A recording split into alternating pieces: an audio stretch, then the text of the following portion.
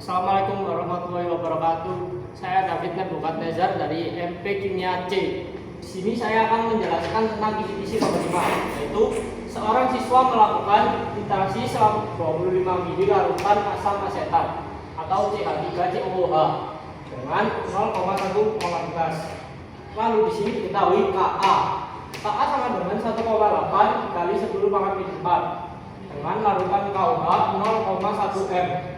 Pernyataan yang benar tentang titik ekuivalen di atas adalah pH pada titik ekuivalen akan lebih besar dari 7. Jadi yang pertama kita ketahui CH3COOH ini memiliki Ka dengan 1,8 kali 10 kali 4. Lalu ini memiliki molaritas 0,1 dan KOH sama dengan 0,1. Lalu jika sesuatu unsur diketahui Ka-nya, maka ini asam lemah. Jadi untuk mencari pH-nya tinggal kita tambahkan CH3COOH tambah KOH. Ini karena ini asam lemah, dan ini basa kuat yang mendominasi.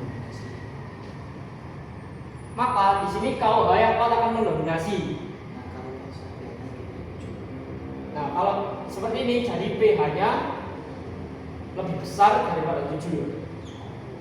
Nah, ini jawaban akhirnya. Jadi nomor 1 ini jawabannya pH pada titik ekuivalen akan lebih besar dari 7. Jawabannya benar. Oke. Volume KOH yang dibutuhkan untuk mencapai titik ekuivalen adalah 25 mili. Jadi kita menggunakan rumus V1 M1A sama dengan V2 M2 B. Ini V1 nya diketahui 25. Lalu M1 0,1, A-nya 1. V2 ini dicari, jadi kita tulis V2 seperti biasa. Lalu M2 nya 0,1, C-nya 1. Jadi ini tinggal kita jumlahin menjadi 2,5.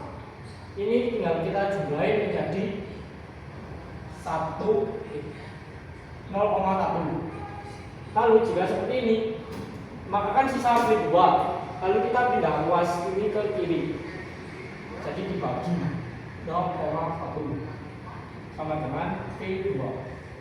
Jadi V2 nya ini tinggal kita jumlahkan, hasilnya 25. Oke, maka 2,5 dibagi 0,1 kan jawabannya 25 mili. Maka jawaban nomor 2 ini benar. Indikator fenometer trayek 8,3 sampai 10 lebih cocok digunakan daripada medis merah trayek pH 4,4 sampai 6,2. Di sini diketahui pada ini CH3COOH ini kan asam lemah di bawah KOH yang bersifat rasa kuat. Dari gabungan ini akan menghasilkan basa kuat karena basa lebih dominan. Maka jika kuat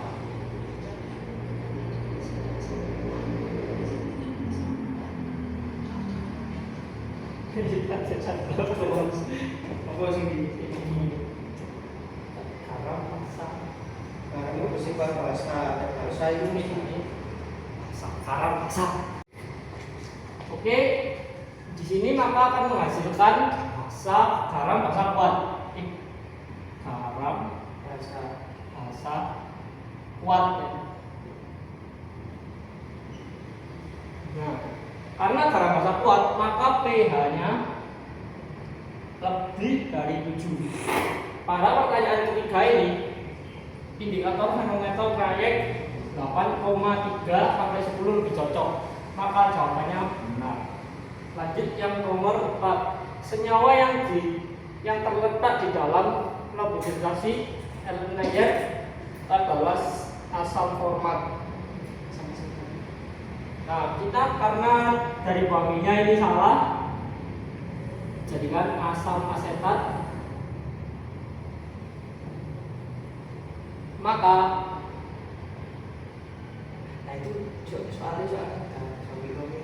maka yang diketahui seorang siswa kan asam asetat akan 25 literasi.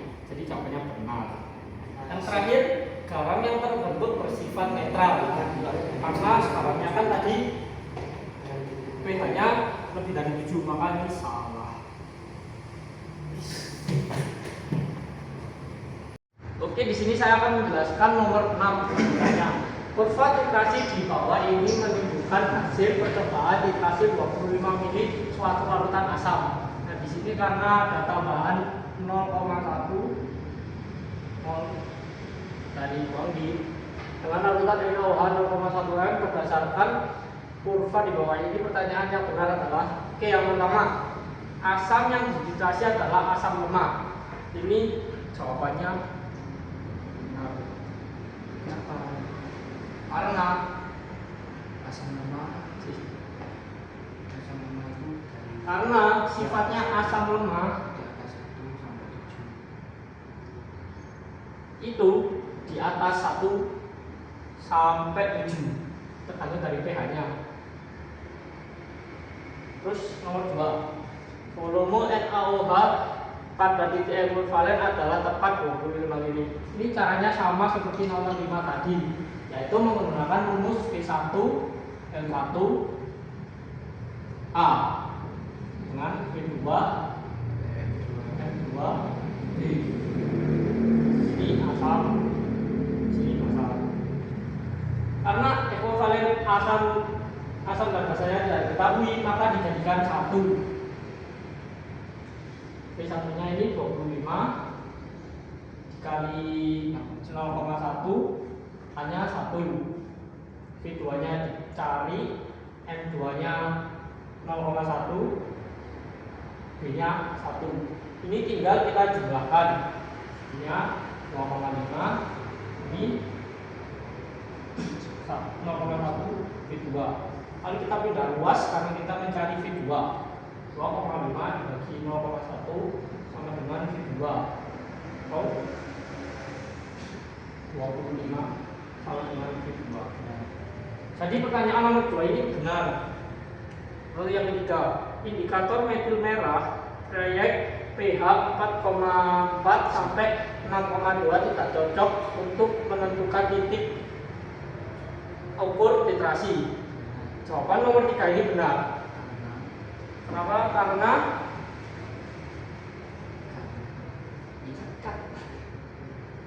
ini bahasa kuat. Kalau karena NaOH merupakan asam kuat. Kandungannya asam kuat ini adalah asam lemak. yang dihasilkan Maka pH akan titik akuinasi titik yang kuat akan mendominasi, pH-nya lebih dari 7 karena dia basah. pH lebih dari 7 karena dia basah. pH di 7 maka tidak cocok untuk dimetil merah. Namanya benar. Yang ketiga, memiliki titik ekvivalen kurang dari 7. Jawabannya salah ya, karena kita mencari tadi jawabannya lebih dari 7.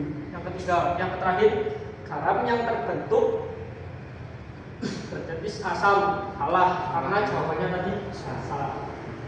Oke, sekian. Oke teman-teman, lanjut nomor 20. Jika diketahui gas sulfur dioksida atau SO2 memiliki massa 3,2 gram, maka volume gas sulfur dioksida atau SO2 pada keadaan standar adalah titik. Ini airnya sudah diketahui. Jadi yang pertama kita mulai ketahui massa SO2-nya sama dengan 3,2 gram. Lalu ARS-nya sama dengan 32, ARO sama dengan 16. Lalu volume molar gas atau STP sama dengan 22,4. Oke, kita sudah diketahui. Lalu kita lanjutkan langkah pertama, menghitung MRSO karena belum diketahui. MRSO sama dengan ARS ditambah 2 kali ARO.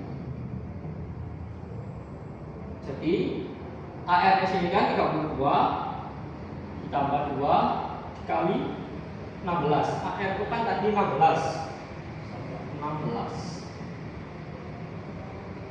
Jadi sama dengan 32 ditambah 32 64 gram mol. Oke, lanjut langkah kedua, menghitung jumlah mol S2. Jadi langkah pertamanya pakai rumus N sama dengan M per MR. Jadi masanya kan 3,2 dibagi MR 64 sama dengan N sama dengan 0,05 mol. Lalu kita langkah ketiga, menghitung volume gas pada STP. Yang pertama kita menggunakan rumus volume sama dengan N dikali 22,4 sama dengan N-nya kan tadi sudah diketahui, lalu kita masukkan saja 0,05 dikali 22,4 sama dengan volumenya sama dengan 1,12 liter. Nah, maka volume gas sulfur dioksida SO2 pada keadaan standar adalah ini 1,12 liter. Oke, lanjut nomor 21. Jika diketahui massa gas CO adalah 13 gram, ARC sama dengan 12, O sama dengan 16, dan 1 mol sama dengan 6,0 pangkat 2 dikali 10 pangkat 23 partikel, maka hitunglah mol AR. Yang pertama diketahui massa CO sama dengan 13 gram. Lalu ARC 12, ARO sama dengan 16. Dan bilangan Avogadro-nya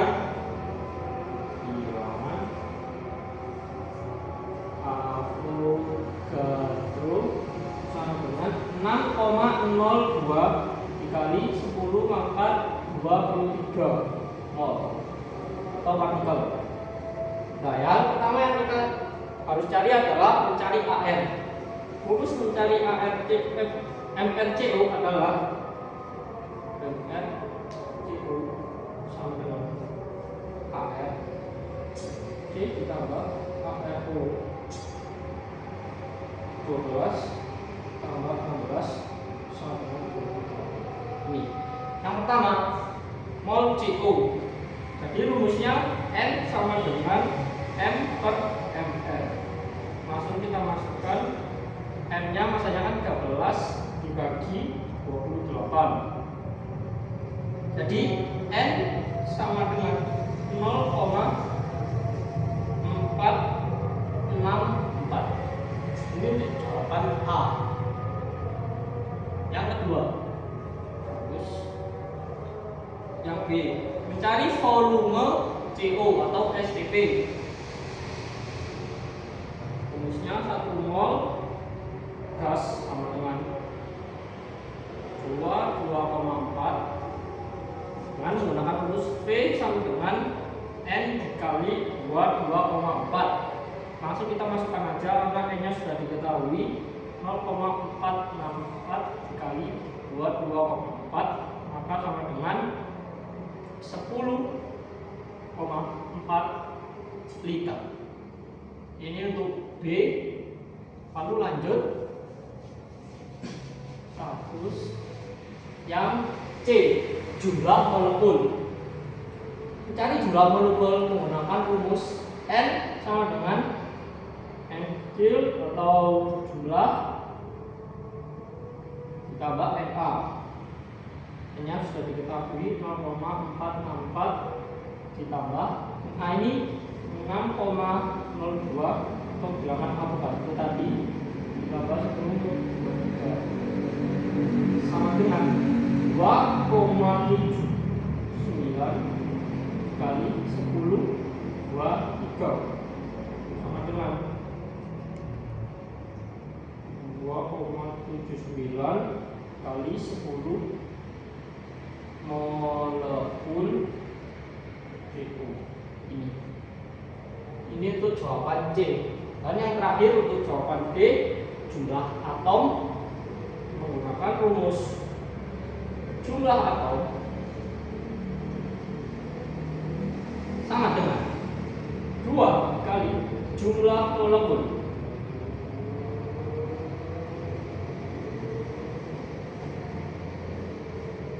sama dengan 2 dikali ini kan jumlah molekulnya 279 kali 10 pangkat 23, langsung saja 5,58 kali 10 pangkat 23. Ini untuk jawaban yang terakhir. Oke, sekian. Oke, lanjut nomor 24. Untuk membuat larutan penyangga yang memiliki nilai pH 4 ke dalam 100 ml larutan CH3COOH 0,5 mol, maka Ka-nya sama dengan 10 pangkat min 5. Terus ditambahkan ke dalam larutan CH3COONA sebanyak titik-titik ini. Oke, yang pertama diketahui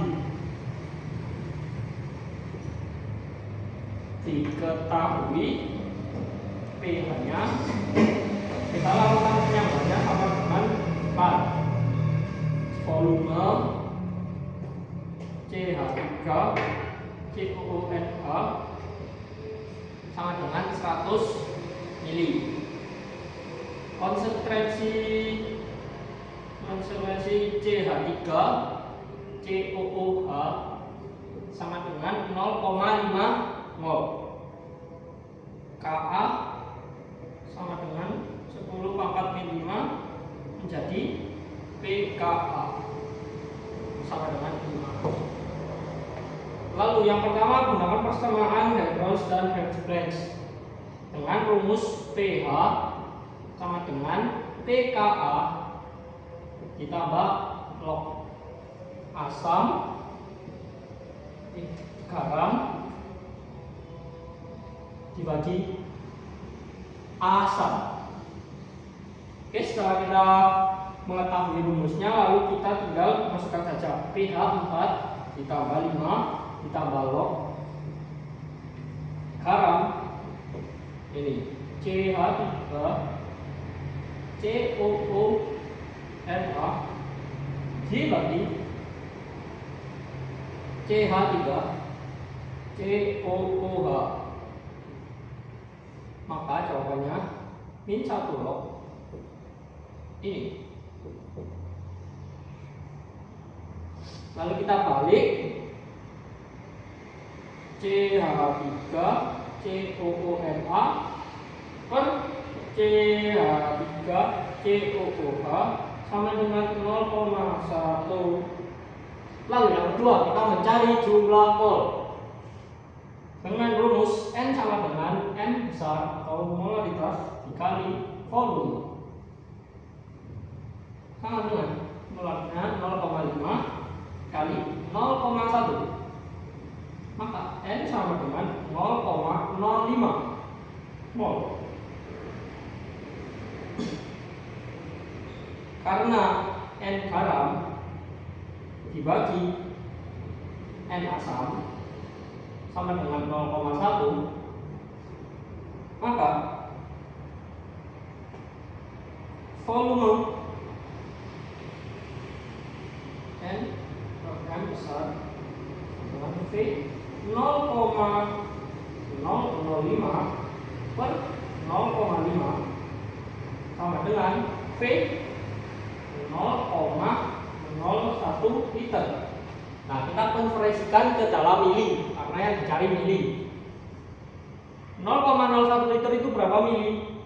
Sama dengan 10 mili. Ini jawaban akhirnya. Sekian, wassalamualaikum warahmatullahi wabarakatuh.